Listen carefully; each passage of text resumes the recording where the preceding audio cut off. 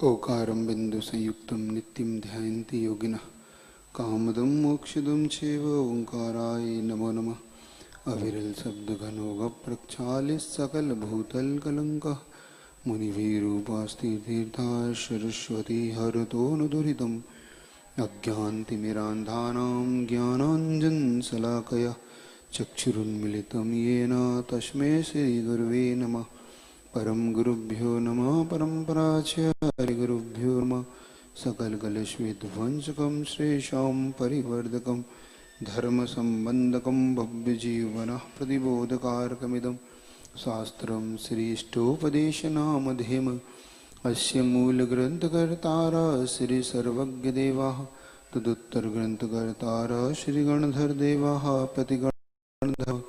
तेषां वचोनुसारमासाद श्रीमदाचार्यप्रवर्षि पूज्यपाददेवैर्विरचितं मङ्गलं भगवान् वीरो मङ्गलं गौतमो गणि मङ्गलं कुन्दकुन्दाद्यो जैनधर्मोऽस्तु मङ्गलं सर्वमङ्गलमाङ्गल्यं सर्वकल्याणकारकं प्रधानं सर्वधर्माणां जैनं जयतु शासनं। कोटिशतं द्वादश्चैव कोट्यो लक्षाणि सिद्धिकानि चैव पञ्चाशदष्टौ च सहस्रसङ्ख्या मेतृत्युतं पञ्चपदं नमामि। अर्हन्तभासयत्थं गणहरदेव्यै गन्त्यं सम्मं प्रणमामि भक्तजत्तो सुदनाणमहोविं शिरसा इच्छामि वन्ति सुदभक्तिकौ दशालोचन अंगोंगो पैनी पौणी परमेशत परमाणु पोग गई चूलिया चेव शुत्तोय थोइधम कायम स्यानचकालमंचेमी पूजेमी वंदा नमम स्वामी दुख को कमखो बोहिलाओ सुगै गमनम समाई मरणम जनगुण संपत्ति हो मध्यम अतः प्राणिक स्वाध्याय वेलायम आचार भक्ति गाय से।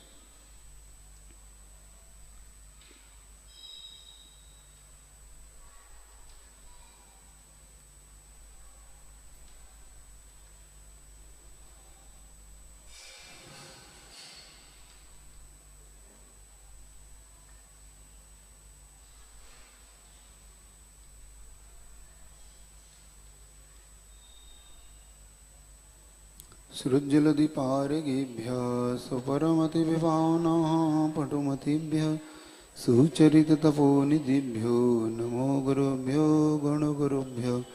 छत्तीसगुणसमग्रे पञ्चविहाचारकरणसन्दर्शि शिष्यानुग्रहकुशले धम्मायिरे सदा वन्दे गुरुभक्तिसंयमेणया तरन्ति संसाय सायरं घोरम् छिन्नति अट्टकम्बं जम्मर्मरणं न पावेन्ति ये नित्यं बतमन्त्रहोमनिरता ध्यानाग्निहोत्राकुल षट्कर्माभिरपास्तपोधनधना साधुक्रिया साधव शीलायरादिसुदनाणवदिष्याणं वज्राणं तीरणगुणपालर्याणं सव्वसावणं स्याणचालमञ्चेमि पूजेमि वन्दामि नमं स्वामी दुख को कमखो बोहिलाओ सुगई गमनम समाई मरणम जिनगुण संपत्ति हो मध्यम।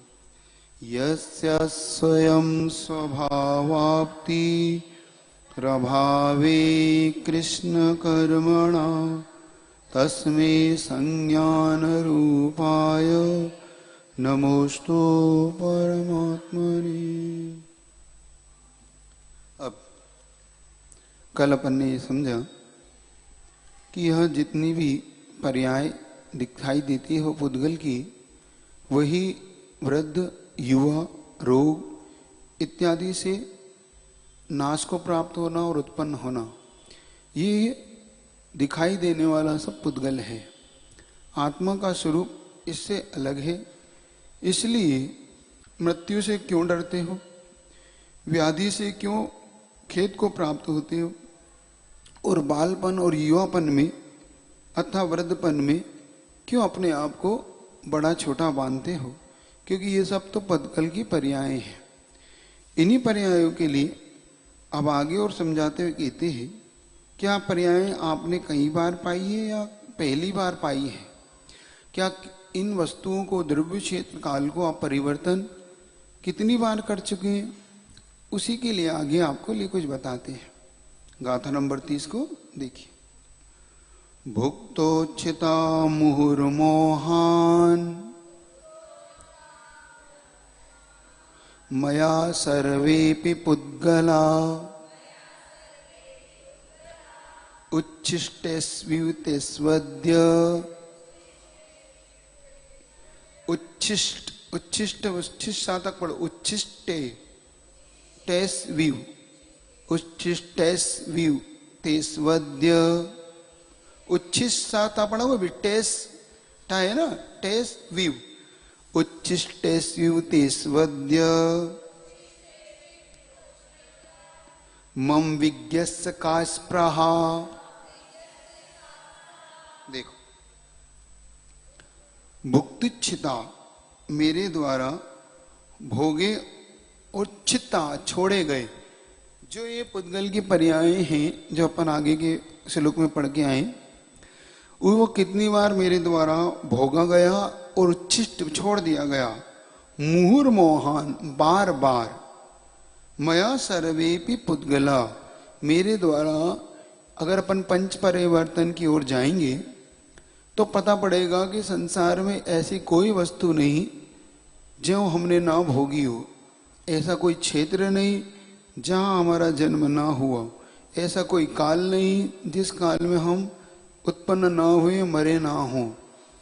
भाव और भव, इस प्रकार से हमने अगर अपन अनंत काल को देखें, पीछे थोड़ा जाएं, तो हमारा पीछे पूरा का पूरा इतिहास इन्हीं द्रव्य चेत काल के परिवर्तन से कई बार कर चुके हैं। वही हमारा अनंत भव परिवर्तन ही के बारे में बताते हैं कि मया सर्वे पुद्गला मेरे द्वारा कई बार इन पुद्गलों को भोग भोग के छोड़ दिया गया। किसके समान? उच्छिष्टेस इव, उल्टी के समान। जैसे वही वही पहनो वही खाओ, वही पहनो वही वही उल्टी करो फिर वही खाओ, तो कैसा है वो? उच्छिष्टिस्त है, उल्टी ही तो है। झूठन के समान उन पुद्गलों को मैंने मया विज्ञ। अब मेरी इसमें कोई विद्वान होगा, वो उल्टी में कैसे अभिलाषा करेगा, उसको कैसे चाहेगा, उसकी इच्छा कैसे करेगा आचार मानने का। फिर उस कि मुझ बुद्धिमान के लिए का स्प्राह, मैं इसकी अभिलाषा चाह कैसे हो सकती है, जब मुझे एक बार समझ में आ चुका है कि ये कपड़ा मैंने तो पहन के फेंका था, ये पहन के वो मुझे प्रेस करके लाके दे रहा है। जो कपड़ा आपने फेंका था मान लो, और वही बेचने वाला अच्छा धो धा के पुनः प्रेस करके, सेठ जी लीजिए, क्या कहते हो आप उससे? मैंने ही फेंका है बंधु, मुझे ही बेचोगे क्या? मैं ही तो पहन के फेंका है इसको, मुझे ही बेचोगे क्या? पता नहीं था, आपने ही पहना था। ऐसे ही जो पुद्गल हम बार बार भोग चुके हैं, उन्हीं उन्हीं की इच्छा हम पुनः पुनः क्यों करते हैं, उस उल्टी के समान। आचार्य महाराज ने जो ये दृष्टांत दिया है, अब आपके मन में या हम सबके मन में आती तो ये घिन थोड़ा सा लगता तो ये कैसी बात, कैसी ये कैसा विषय। ध्यान रखो, जब तक चोट नहीं पड़ती ना, तब तक अपनी बुद्धि में बात बैठती भी नहीं। वो आचार्य महाराज हमारे बुद्धि को चोट पहुंचाना चाहते हैं। कम से कम अब तो एक बार तो आपके दिमाग में बात बैठ जाए कि नहीं, अब ये नहीं करना मुझे। कभी कभी बच्चे सीधी बात नहीं मानते तो माता पिता उन्हें अलग ढंग से मनवाते हैं, तब बच्चा मान लेता है तो उसकी उसमें हित भी हो जाता। ऐसे आचार्यवाद यहाँ भी अलग ढंग से एकदम नया ढंग निकाला। उल्टी खाना चाहता है क्या? उच्छिष्ट, उल्टी खाओगे क्या? फिर आपकी नाक मुंह सब ऐसे हो जाते हैं। जब उल्टे शब्द सुनते ही कैसे हो जाते हैं आपके नाक मुंह, देखने लायक होता है। आपका फोटो अगर खींच ले कोई तो देखने लायक होता है आपका चेहरा। महाराज जी आप भी कैसी बातें करते हो, कैसी बातें क्यों करते हो? आचार्य महाराज कह रहे तभी अपना चोट पहुंचती है ना। जैसे कभी कभी कोई वादा कर, आपसे कोई प्रॉमिस करता है और फिर उस प्रॉमिस को नहीं निभाता है, उससे पलटता है, तो आप भी बोलते ना थूक के चाटोगे। थूक के चाटना है क्या? ऐसे ही सीधा सीधा बोलते हैं उसको, तब जाके कहता है ऐसी बात है क्यों, तो तुमने क्या बात प्रॉमिस किया था, हमसे क्या प्रॉमिस करके गई थी, और अब तुम पलट रहे हो हैं, अब मना करते हो उस काम से, थूक के चाट लो। ऐसा कहते हैं जब वहां कहते नहीं नहीं तुम्हारा काम होके रहेगा, तो ऐसी बातें मत करो। हाँ तो फिर काम करो। इसीलिए आचार्यवाच कह रहे अपने लिए अपन सबको क्या क्या टिस पहुंचाते कि इन पुदुलों के लिए तुम जो बार बार संघर्ष कर रहे हो, कब अपने आप को सुधारोगे। तब आप कहते हैं क्या करना है, तो आप पूछो क्या करना है, तब बढ़ रहे। इस प्रकार से यह संसारी प्राणी जो कर्म नो कर्म इन वर्गणाओं को हम बार बार हमारा द्रव्य परिवर्तन, क्षेत्र, काल, भव और भाव, द्रव्य परिवर्तन अपन ने समझा कि वो दो प्रकार से होता है, कर्म और नो कर्म परावर्तन, है ना। ये द्रव्य परिवर्तन दो प्रकार से होता है। इसी एक परिवर्तन का पूर्ण होने पर हम उसे अर्धपुद्गल परावर्तन कहते हैं। अर्धपुद्गल परावर्तन आपके बार बार सुनने में आता है आपके द्वारा। तो अर्धपुद्गल परावर्तन क्या होता है, जिन जो नो कर्म परावर्तन अथवा कर्म परावर्तन में से कोई एक पूरा जिसका हो जाए जिस जीव का, उसे अर्धपुद्गल परावर्तन कहते हैं। अर्धपुद्गल परावर्तन जिसका, जिसे आप कहते हैं ना शेष रह गया, अथवा यह सम्यक दर्शन की प्राप्ति पे शेष रह जाता है, दोनों तरफ से अपन कहते हैं। अर्धपुद्गल परावर्तन या तो शेष रह गया या सम्यक दर्शन की आता है। इस प्रकार से हम दोनों तरफ से कहते हैं। तो नो कर्म परावर्तन का मतलब होता है कि जो शरीर हमारा है, आरक, विक्रियक और ते, ये अपना औदारिक, इन वर्गणाओं को जब हम पूरा कर लेते हैं तो ये हमारा एक नो कर्म परावर्तन। और इसी में से जब हम कर्म परावर्तन, ज्ञानावर्णी, दर्शनावर्णी, वेदनी, मोहनी, आयु, नाम, गोत्र, अंतरा, इन 8 कर्म परावर्तनों में से हम जो पूरा कर लेते हैं वो हमारा कर्म परावर्तन होता है। तो कर्म परावर्तन, नो कर्म परावर्तन में से जो पहले पूरा हो जाए उसे हम अर्धपुद्गल परावर्तन कहते। ऐसे ही द्रव्य के बाद क्षेत्र परावर्तन। क्षेत्र में जैसे कि आप चलिएगा सुमेरु पर्वत के जो जड़ है वहां से आप शुरू करिए, मध्य जो 8 वहां पे प्रदेश है, उन प्रदेशों के मध्य से एक एक प्रदेश बढ़ाते जाइए। इस प्रकार एक एक क्षेत्र को आप परिवर्तित करेंगे तो पूर्ण रूप से जब आप 2.5 दीप फिर पूरा ये 3 लोग ऊपर नीचे शब्द परावर्तन करेंगे तो ये क्षेत्र परावर्तन आपका होगा।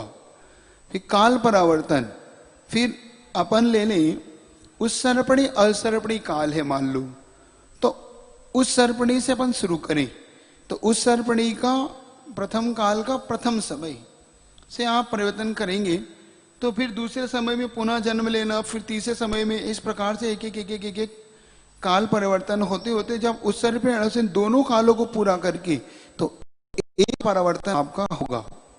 फिर द्रव्य क्षेत्र काल भव परावर्तन, इस प्रकार चारों नरक गति में फिर आयु को जैसे 10,000 वर्ष की आयु से शुरू करेंगे तो 33 सागर तक ले जाइए। मनुष्य में अंतर्मुख से शुरू करके जो 3 पल्ली की उत्कृष्ट आयु है ना, वो उत्तम भूमि, वहां तक ले जाइए। देवों में कम से कम 31 सागर तक जाना है, क्योंकि 32-33 सागर के बाद तो उसका मोक्ष हो ही जाएगा, तो इसलिए आपको 31 सागर तक ले जाना है। क्योंकि 9 ग्रेवक में अंतिम 31 सागर की आयु उत्कृष्ट आयु, मिथ्या दृष्टि भी जा सकता है। तो ऐसे करके आप चलाएंगे। फिर 93 में आप चलिएगा अंतर्मूर्त की आयु से, एक श्वास में 10 बार, मतलब निगोद से चलिएगा, निगोद की आयु से लेके जो उत्तम भूमि के 93 की आयु है ना, वहां तक। इस प्रकार से ये भव परावर्तन को करिएगा। अभी सिर्फ संक्षेप में बताया, इसका बहुत लंबा चौड़ा अच्छा है पढ़ने का। पंच परावर्तन आप पढ़िएगा, संक्षेप में भी दिया, विस्तार से दिया आगम में। तो जब आप पढ़ेंगे तब आचार्य महाराज की ये बात हमारे समझ में आ सकती है कि किस प्रकार से हमने बार बार इन पुदुलों को भोगा और छोड़ा, भोगा और छोड़ा। पहली बार कोई हम मनुष्य आयु में आए ऐसा मत मानो, क्या कई बार हम मनुष्य आयु में आके पुनः नरक, तिर्यंच, देवगति में जा चुके। बस इतना ही है, हमने अभी तक देवों में 31 सागर से ऊपर की आयु नहीं पाई, पा जाते तो नियम से मोक्ष चले जाते। नीचे अपनी कई बार गए सातों नरकों में, वहां से निकल निकल के आके, इतना ही है कि हमें अभी तक ज्यादा बार सम्यक दर्शन हुआ नहीं, और हो गया होता तो बहुत जल्दी छूट भी गया, जिनका छूट। तो हमें अभी तक छायिक सम्यक दर्शन नहीं हुआ, एक बात तय हो गई है ना। हम देवों में 31 सागर से ऊपर की आयु नहीं पा पाए, दूसरी बात। तीसरी बात, हमें केवली शुद्ध केवली का पादमूल नहीं मिला, या मिल जाता शुद्ध केवली होते तो भी बहुत जल्दी निकल जाते। कभी माता पिता नहीं बन पाए भगवान के, वो भी बहुत जल्दी निकल जाते। नारायण अर्धनारायण इन पदों को, मतलब ये सब पद ऐसे हैं जो मुक्तिगामी पद हैं, बहुत शीघ्र है ना।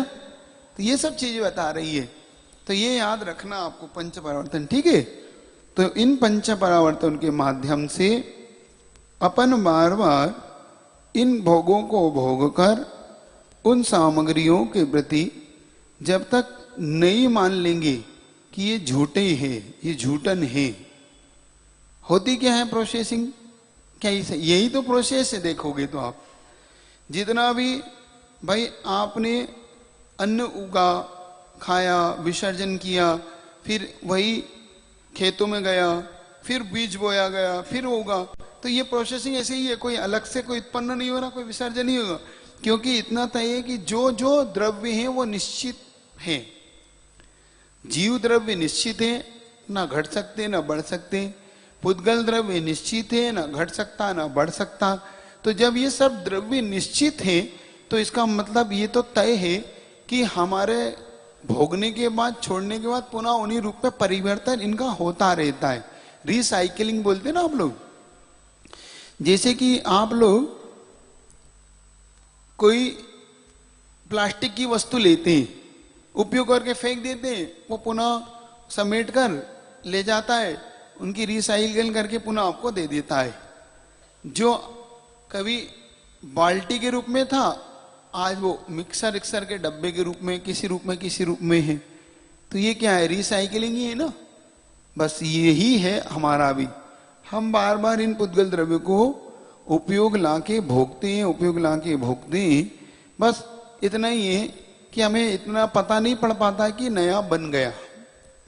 हमें ऐसा लगता है ये नया फ्रेश है एकदम। हमें बता दे कि ये वही डब्बा है जो तुमने सड़क पे फेंका था, तो हम शायद कुछ विचार बनाए, ना भी खरीदे ये वही डब्बा है, हम नहीं खरीद रहे। लेकिन जब फ्रेश बिल्कुल नया बन के आता है तो अच्छा लगता है। बताया था आपको कि जिससे दुश्मनी हो, मान लो आपका बेरबाव पड़ोसी से, जिसको फूटी आंख भी नहीं भाते, वही आपके यहाँ पैदा हो जाता है तो गोद में ले लेके घूमते हैं। वही आपके लघु शंका कर दे, दीन शंका कर दे, छोटा बच्चे, और वो तो बेरी था, तब तो पड़ोस में भी कुछ कर दे तो आपको दिक्कत होती थी। वही अब आपकी गोद में है, बेरी है, कर रहा है लघु शंका, तो नहीं मेरा बेटा है। कुणिक राजा सुनना कि नहीं, जब श्रेणिक की और कुणिक की पुराना बेर, तो कुणिक ने कहा था बदला लूंगा। तो जब कुणिक पैदा आया, चेलना के गर्भ में आया, तो वो श्रेणिक को देख के ऐसे मुट्ठी भींचता है, ऐसी आंखें तानता है लाल लाल, बच्चा इतना सा अभी जन्मा है। तो चेलना कहती, निमित्त ज्ञान ने जो बताया था बिल्कुल ठीक है। तो चेलना उठा के उसको शमशान में फेंकवा देती है, फेंक दो इसको, इसके पिता का है, क्योंकि निमित्त ज्ञान ने बताया था कि यही मारेगा पिता को, पिता के मरने में निमित्त यही बनेगा। इधर श्रेणिक को पता पड़ गया, तो श्रेणिक ने तुरंत उठवा लिया, नहीं उठा के लाओ, मेरा बेटा है, मारेगा जब मारेगा कोई बात। और जब उसके अंगूठे में एक बार ऐसा रोग हो गया कि पस पड़ने लगा, तो कोई वेद उसे ठीक नहीं कर पाया, तो अपने मुख से चूस चूस के पस को थूका उसने, और उसके अंगूठे को ठीक किया था। बेरी को भी, क्योंकि किसका पुत्र है वो, मेरा है। देखो हमें बहुत पसंद आ जाता है, और पड़ोसी हो तो हम देखना भी पसंद नहीं कर रहे थे कल तक, अगर घर में भी कदम रखा तो मैं टांग क्या कर दूंगा, टांग तोड़ दूंगा अगर ये घर में घुसा तो। और वही जन्म ले लिया तो उसने, इतना फर्क आ जाता है अपनेपन और परायेपन का। बस दीवाल का फर्क आ गया, अपने यहां जन्मा तो हमारा हो गया, पड़ोस में था तो पराया था, तो हम उससे बेर बांध के रखे हुए थे। इतनी सी बात है। यही है कि वही जब पदार्थ हमारे पास था तो हम उसको उच्छिष्ट नहीं मानते, जब हमने छोड़ दिया तो हमारे लिए उच्छिष्ट हो गया। लेकिन पुनः बदकिस्मती हमारी ऐसी है कि हम पुनः उसको पुनः चाहते उसी भोगे हुए पदार्थ को छोड़ने के बाद। तो आचार्यवाद्य कहते हैं बार बार कि आपके द्वारा छोड़ा हुआ पदार्थ एक बार भोगने के बाद, ऐसा करने से आप उसी को उपयोग में ला रहे हो। एक बार आपके मन में आ जाए कि ये सब उच्छिष्ट है, ये सब उल्टी की भांति है, ये कई बार मैं छोड़ चुका हूं, आता है कभी मन में? कभी ऐसा लगता है कि ये क्या है, तो मैं पहले ही भोग चुका हूं। इसी बल पर साधक आगे की ओर निकलता है कि क्या करना। ठीक है, आप बहुत बार विचार आता ना, ये कैसे छोड़ देते हैं महाराज जी, आप लोग कैसे छोड़ देते हो, ये कैसे हो सकता है, कैसे ये सब चीज छूटती है? कि उसके दिमाग में ये बात बैठ जाती है कि जब मैं इसको कई बार भोगों के छोड़ चुका हूं तो इसकी मांग करना, इसको बार बार चाहना कहाँ तक अच्छा होगा। बस यहीं से उसकी धारणा बदलने लग जाती इन पदार्थों के मामले में कि मुझे इससे ऊपर उठने के लिए। तो जब भोजन को इत्यादि को हम लोग एक बार उच्छिष्ट रूप में स्वीकार कर लेंगे तो हमारा नियम से आगे जाके उसके प्रति जो सुख का विषय है, पंचेंद्रियों के जो सुख के विषय है, वो विषय हम लोगों के लिए ऊपर उठने के कारण बन सकते। उनका त्याग तभी हो सकता है जब ऐसी भावना बने, और नहीं बने तो फिर तो वो बार बार उसी को आप मांगोगे, उसी की चाह रखोगे, तो नियम से वो संसार का हेतु ही बनता है। क्योंकि ऐसा करे बिना आप उठ नहीं सकते ऊपर। स्वयं इस बात के लिए आगे उन्होंने गाथा को कोट करा, विषय सोई बे दिवणा पुणो दुखम परिवाड़ी भुल्लव जीवम बाहु तुम्मम अपन्न खंदी कुड़ाही। ये प्राकृत भाषा की है कि विषयों में सुख 2 दिन, फिर बाद में वही दुख की परिपाटी बढ़ाने वाले हैं। ऐसा जानकर है संसारी भोले प्राणी, तू अपने कंधे पर आप ही कुलाड़ी मत चला। मतलब इन विषयों को प्रति इन अपने आप को, इससे अपने आप को नीचे मत ले जा, संसार में पतन का कारण मत बना।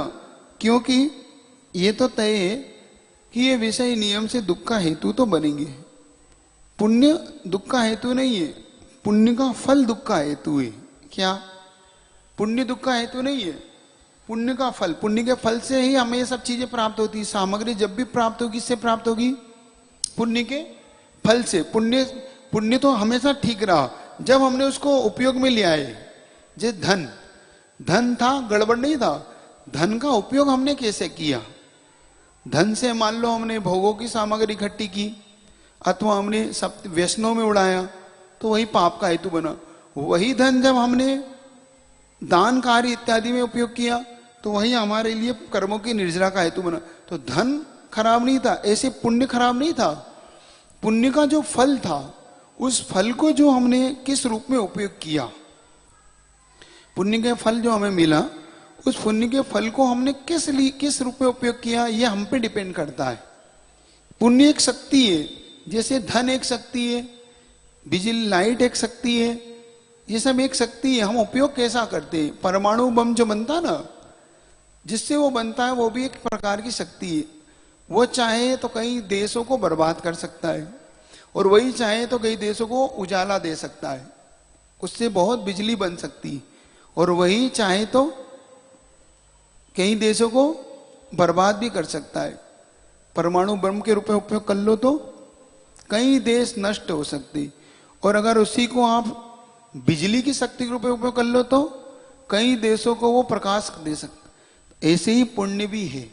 पुण्य भी हम लोग के लिए एक शक्ति है, वह शक्ति हम किस रूप में उपयोग करेंगे हम पे। इसी प्रकार आचार्य महाराज कह रहे पुण्य और पाप के फल कई बार इस जीव के द्वारा भोगे गए, उन फलों को भोग कर छोड़ा गया।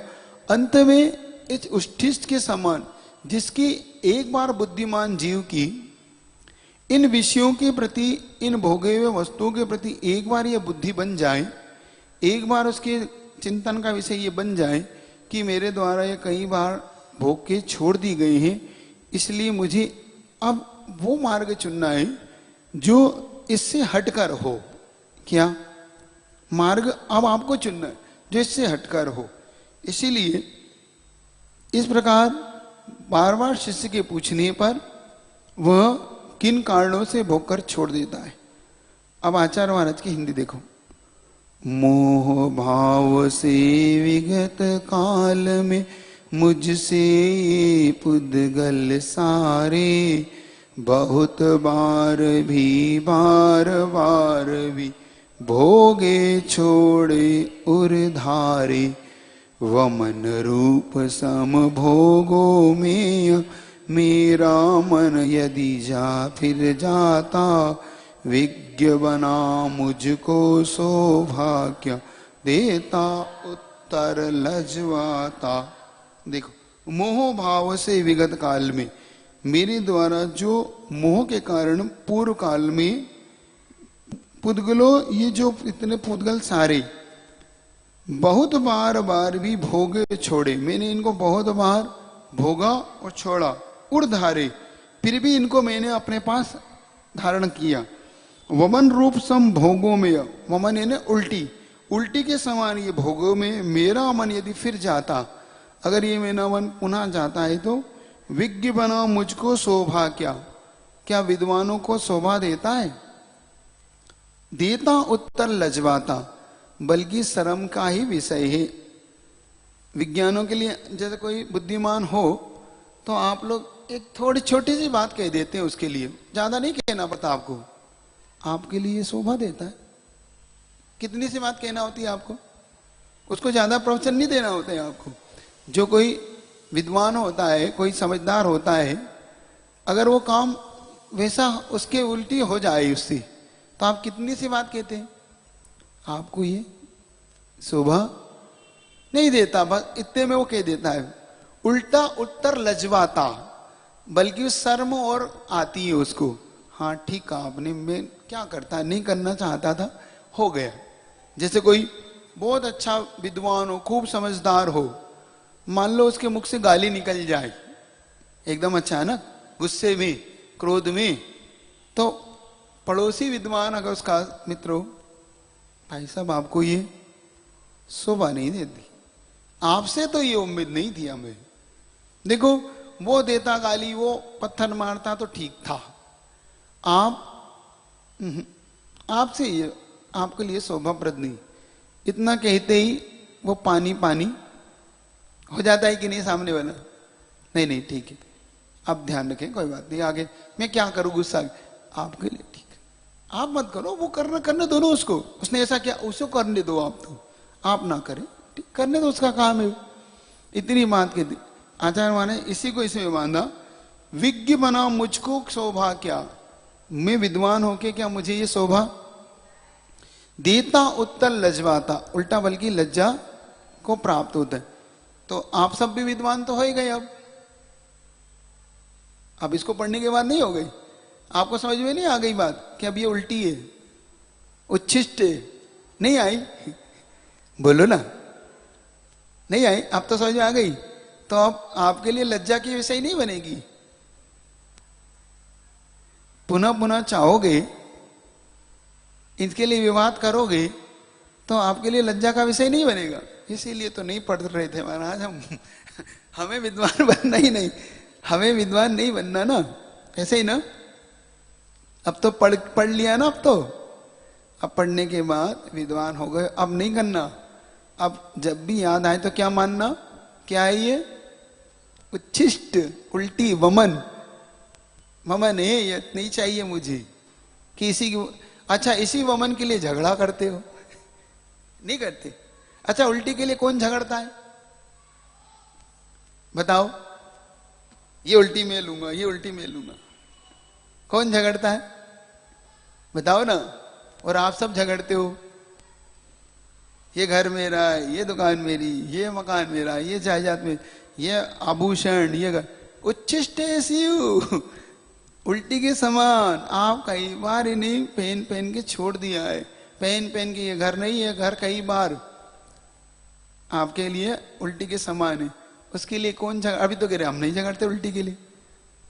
झगड़ते हो कि नहीं? अब उल्टी के लिए नहीं झगड़ना, नहीं, इतना याद रखना। आगे की एक गाथा को उच्चारण कर लो ताकि। अब देखो, पुनः शिष्य पूछता है कि ये पुद्गल क्यों बन जाते हैं, आखिर इन पुद्गलों को किस प्रकार से बंधन को प्राप्त होता है। तो आचार्य महाराज उत्तर देते हैं, कर्म कर्म हिता बंधी जीवो जीव हितस्पृहा स्वस्व प्रभाव भूयस्त्वे स्वार्थम को न वांछति। देख, कर्म कर्म हिताबंदी, कर्म कर्म को चाहता है। किसको चाहता है? जीव जीव हितस्पृहा, और जीव जीव हित का चाहता है। क्योंकि अपने अपने वालों को सब चाहते हैं। आप अपने वालों को चाहते हो कि नहीं? ये मेरा है भैया, देखो इसका तो सपोर्ट मैं करता हूं, और ये पराया है, देखो मुझे कोई मतलब नहीं। देखो उसको कुछ मत कहना, बाकी तुम किसी को क्या व्यवहार है मुझे नहीं पता, इसको नहीं कहना, क्योंकि ये मेरा अपना है। क्योंकि आपका ये भाव उत्पन्न हो चुका है। इसी प्रकार से कर्म कर्म को चाहता है, जीव जीव को चाहता है। क्योंकि स्व प्रभाव भूयस्ते, क्योंकि सब अपने अपने प्रभाव को बढ़ाना चाहते। स्वार्थम को न वांछति, क्योंकि स्वार्थ क्या नहीं चाहता, स्वार्थी लोग क्या नहीं चाहते। इस प्रकार से इन गाथाओं को आगे पढ़ेंगे। आपका समय हो गया, ठीक। इस प्रकार से रोज 3:45 से आपकी क्लास लग के इस 4:15 तक आपकी छूट जाएगी, 4:20 तक।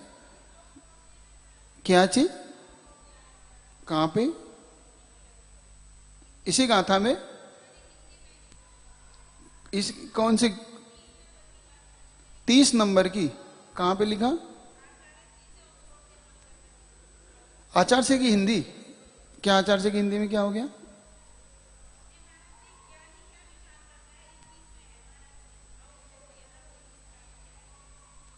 आप कहां पे कह रहे हैं, थोड़ा सा बताओ तो मुझे। अच्छा, ज्ञानी क्या विचार करता है?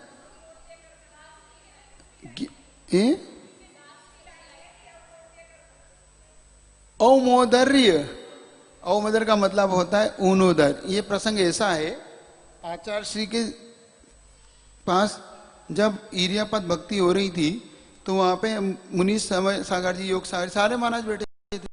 तो आचार्य महाराज के पास अब इच्छा से त्याग करने की बात होती ना, तो नियम सागर जी महाराज और सवय सागर जी महाराज ने उस दिन उपवास मांगा। तो सवय सागर जी महाराज को उपवास ना देके आचार्य ऊनोदर करो। औमोदर का मतलब ऊनोदर। उदर मतलब पेट से कुछ कम, जो भूख है उससे कुछ कम खाना, अथवा एक चावल का दाना लेके भी आ जाना। जैसे गए पहली अंजलि में एक चावल का दाना लिया, पानी पिया, आ गया, उत्कृष्ट ऊनोदर। जगन्योदर, अंत का एक ग्रास छोड़ दिया, फिर बीच में कुछ कम एक रोटी छोड़ दी, मध्यम ऊनोदर हो गया।